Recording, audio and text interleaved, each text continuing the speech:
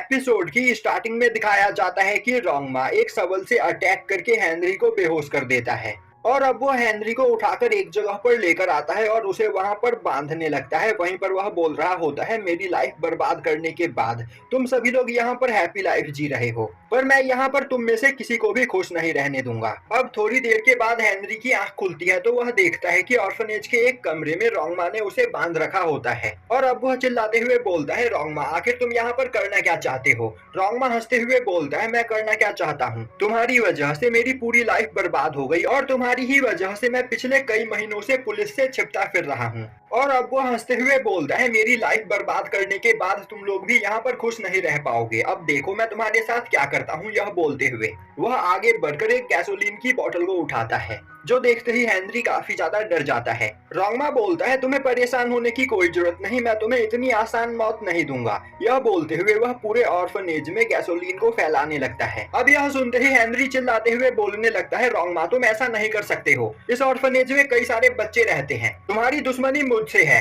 तो तुम उन बच्चों को यहाँ से जाने दो। रोंगमा हंसते हुए बोलता है, मैं यहाँ पर किसी को भी जिंदा नहीं छोड़ूंगा और इस पूरे ऑर्फनेज को जलाकर राख कर दूंगा। और अब वह ऑर्फनेज से बाहर निकलकर बाहर खड़े ट्रक के अंदर से गैसोलीन के कई सारे बैरल निकालकर बाहर लाता है और अब वह पूरी बिल्डिंग में गैसोलीन को फैलाने लगता है। वहीं पर हेनरी अपने हाथ खोलने की कोशिश कर रहा होता है, पर रोंगमा ने कई सारी रस्सियों से उसे वहां पर बांध रखा होता है, जिस वजह से वह आजाद नहीं हो पा रहा होता है। दूसरी ओर रोंगमा ने सभी बच्चों को एक कमरे में बंद कर दिया होता है। वहीं पर वह सभी बच्चे काफी ज्यादा डर चुके होते हैं और रो रहे होते हैं, जो देखकर जुन उन सभी को वहां पर चुप कराने की कोशिश कर रहा होता है और बोल रहा होता है कि ब्रदर हेनरी जल्द ही हमें बचाने के लिए यहाँ पर आएंगे, तो तुम्हें परेशान होने की कोई जरूरत नहीं। तभी रोंगमा कमरे के अंदर आता है और अब वह दो दो बच्चों को अपने साथ उठाकर बिल्डिंग में मौजूद दूसरे कमरे के अंदर बंद करने लगता है, जिससे अगर कोई इन बच्चों को बचाने के लिए भी आए तो वह सभी बच्चों को न ढूंढ पाए। अब सीन शिफ्ट होता है और हमें दिखाया जाता है कि जियानसू जिनयू को अपने साथ लेकर उसे शॉपिंग कराने के लिए आई हुई होती है, जिससे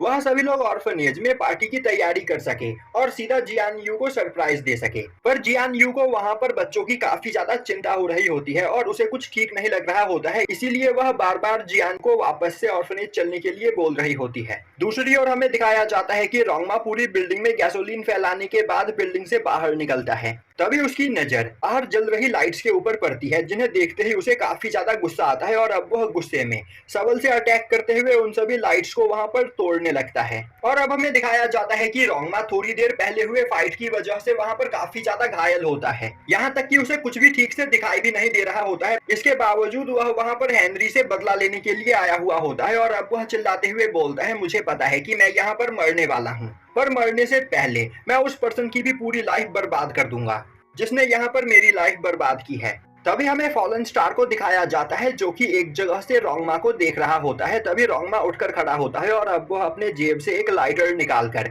उस बिल्डिंग में आग लगाने की कोशिश करने लगता है। दूसरी ओर हेनरी पूरी ताकत लगाकर खुद को आजाद करने की कोशिश कर रहा होता है, पर वह अपनी जगह से हिल भी नहीं पा रहा होता है। तभी रोंगमा उस बिल्डिंग में आग लगा देता है और अब वह जोर जोर से हंसते हुए बोलने लगता है, मेरा बदला यहाँ पर पूरा हुआ, अब मैं आराम से मर सकता हूँ। यह बोलते हुए वह नीचे गिरकर बेहोश हो जाता है और अब धीरे धीरे वह आग पूरे बिल्डिंग में फैल जाती है, जो देखकर आसपास मौजूद लोग वहां पर जमा होने लगते हैं। पर रोंगमा ने अपने ट्रक को ऑर्फनेज के गेट पर अटका दिया होता है, जिस वजह से सभी लोग बाहर से ही खड़े होकर उस ऑर्फनेज को जलते हुए देख रहे होते हैं। तभी वहां पर जिनयू भी बाकी सभी लोगों के साथ पहुंच जाती है और अब ऑर्फनेज को जलते हुए देखकर उन सभी लोगों की हालत खराब हो जाती है। तभी साउचैन कॉल करके वहां पर फायर ब्रिगेड को बुलाती है, पर जिनयू काफी तेजी से ऑर्फनेज के अंदर जाने की कोशिश करती है, जो देखते ही लेचैन और जियानसू भी उसके पीछे जाते हैं। तभी जियानसू की नजर वहां पर बेहोश पड़े रोंगमा के ऊपर पड़ती है, जो देखते ही वह परेशान होते हुए बोलती है, शायद से हेनरी और सभी बच्चे अभी ऑर्फनेज के अंदर ही हैं,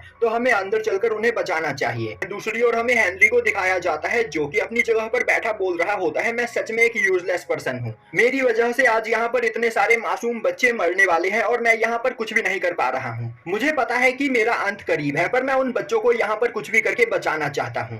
तभी फॉलन स्टार हेनरी के पास आते हुए बोलता है, तुम्हें परेशान होने की कोई जरूरत नहीं, उन बच्चों को यहाँ पर कुछ भी नहीं होगा। अब फॉलन स्टार को देखते ही हेनरी बोलता है, मिस्टर प्लीज मेरे हाथों को खोल दो, मैं उन बच्चों को यहाँ पर बचाना चाहता हूँ। फॉलन स्टार बोलता है, नहीं मैं यह नहीं कर सकता हूँ, मैं बस यहाँ पर अपना कॉन्ट्रैक्ट पूरा करने के लिए आया हूँ। और यहाँ पर चिल्लाना बंद करो, तुम यहाँ पर काफी ज्यादा स्मोक को ब्रीथ कर रहे हो, मैं नहीं चाहता कि तुम टाइम से पहले ही मर जाओ। यह बोलते हुए वह वहाँ से जाने लगता है। तभी हेनरी चिल्लाते हुए उसे रोकता है और बोलता है, मिस्टर आप मुझे इस तरह यहाँ पर छोड़कर नहीं जा सकते हो, मुझे उन बच्चों की जान बचानी है। फॉलन स्टार बोलता है, मैं तुम्हारी यहाँ पर मदद तो करना चाहता हूँ पर मैं यहाँ पर कुछ भी नहीं कर सकता।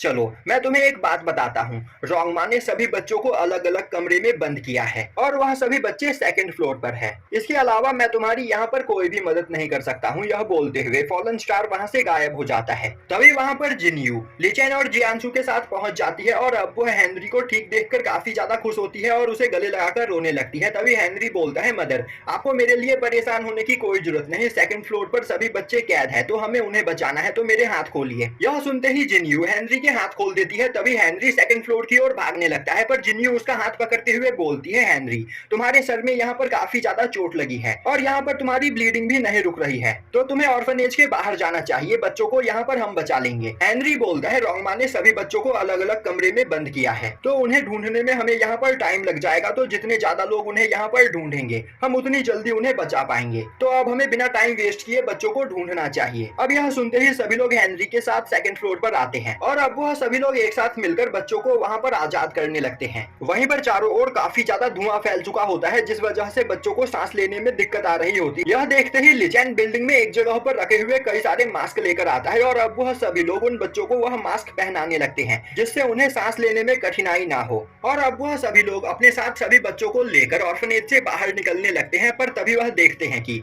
उनके बाहर निकलने का रास्ता ब्लॉक हो चुका होता है, जो देखकर उन्हें कुछ भी समझ में नहीं आता है।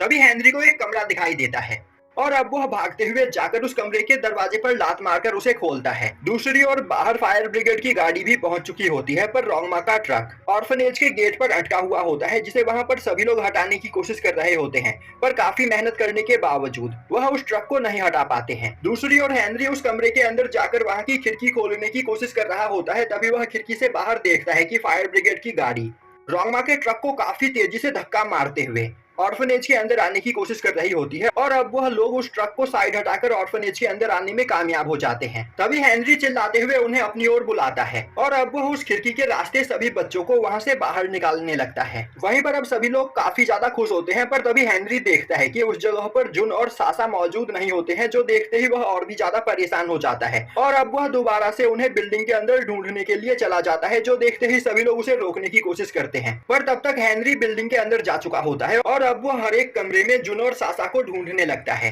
पर उसे कहीं भी वह दोनों नहीं दिखाई दे रहे होते हैं। दूसरी ओर जिन्यू भी हेनरी के पीछे जाने की कोशिश करती है पर फायर ब्रिगेड वाले उसे पकड़ लेते हैं। अब दिखाया जाता है कि हेनरी हर एक कमरे का दरवाजा खोलकर उन दोनों को ढूंढ रहा होता है पर उसे कहीं भी वह दोनों नहीं मिल रहे होते हैं। वहीं पर ज्यादा ब्लड लॉस होने की वजह से अब उसे चक्कर भी आने लगता है। तभी उसे अपने सामने फॉलन स्टार दिखाई देता है जो कि उसे एक कमरे की ओर इशारा करते हुए बोलता है वह दोनों इस कमरे के अंदर है। अब हेनरी भागते हुए जाकर उस कमरे का दरवाजा खोलता है। वहीं पर ज्यादा धुएं की वजह से सासा बेहोश हो चुकी होती है, जो देखकर जुन बहुत ही ज्यादा परेशान होता है पर वह अपने आंसू छिपा रहा होता है पर जैसे ही उसकी नजर हेनरी के ऊपर पड़ती है वह वहां पर जोर जोर से रोने लगता है और अब वह रोते हुए बोलने लगता है, बड़े भाई आपको यहाँ पर आने में इतनी देर क्यों हो गई, सासा यहाँ पर उठ नहीं रही है। हेनरी उसे शांत करते हुए बोलता है यह बस बेहोश हो गई है तो इसे जल्द ही होश आ जाएगा, तुम्हें परेशान होने की कोई जरूरत नहीं। यह बोलते हुए वह उन दोनों के वहां पर हाथ खोलता है और उन्हें मास्क पहनाता है, जिसके बाद वह उन दोनों को मास्क पहनाकर उन्हें अपने साथ लेकर बाहर जाने लगता है। वहीं पर वह सोच रहा होता है सभी बच्चे यहाँ पर सेफ है, जो देखकर मैं सच में बहुत ही ज्यादा खुश हूँ